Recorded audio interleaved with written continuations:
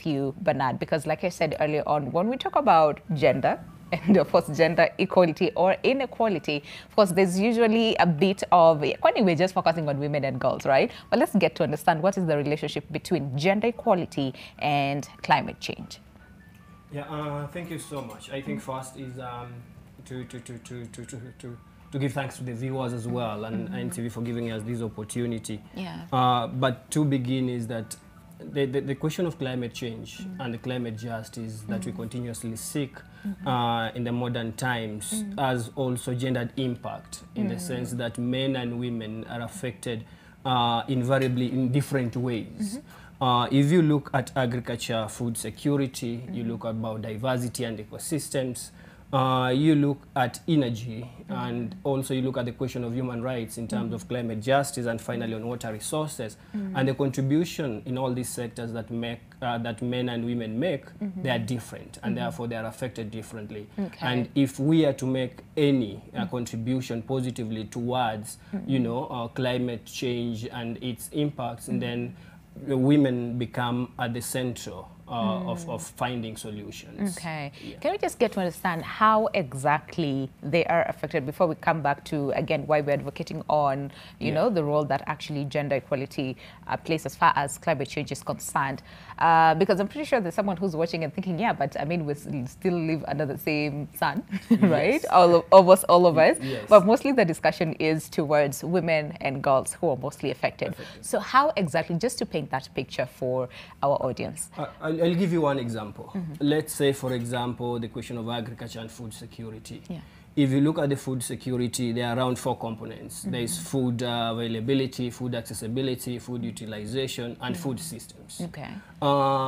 Statistics have shown that people who continuously produce food and engage in agricultural work, around 90% is women. And what that means then, when you have impact of climate change interfering with the production, say, of food, it is women who are affected. Okay. And what that tells you, they are unable to get harvests, which translate to food and income, and therefore they are continuously negatively impacted. Yeah. Look at land, for instance. Only 1% of Kenyan women own land. Isn't That's it? true. And what does that mean? Increasingly then their source of livelihood is being eked out of them.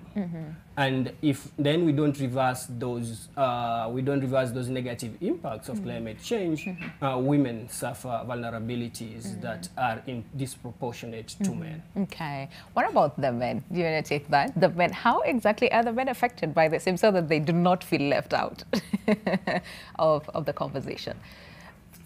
Thank you. So climate change, we always say same sky, different impacts. True. And this is because men and women are affected differently, girls and boys. And this is because of the different roles we play in the society and the different needs that we have.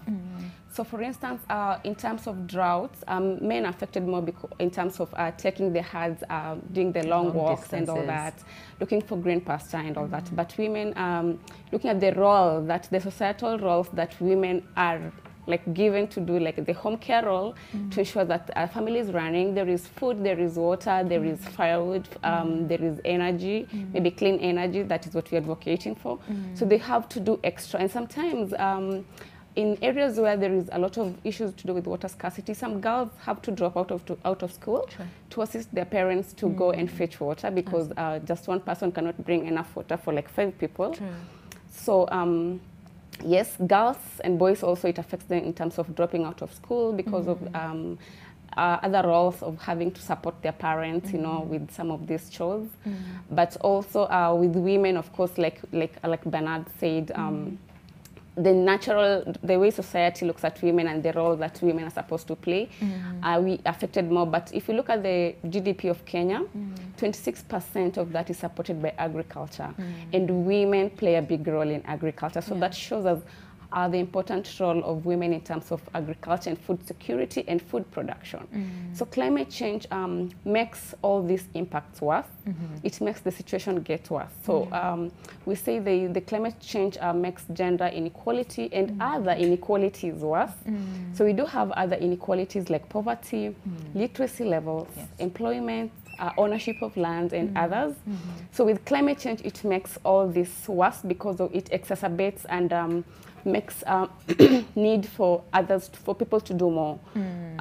Climate change affects all the sectors right now. No sector is immune from climate change, starting from even health, transport, infrastructure, and all that.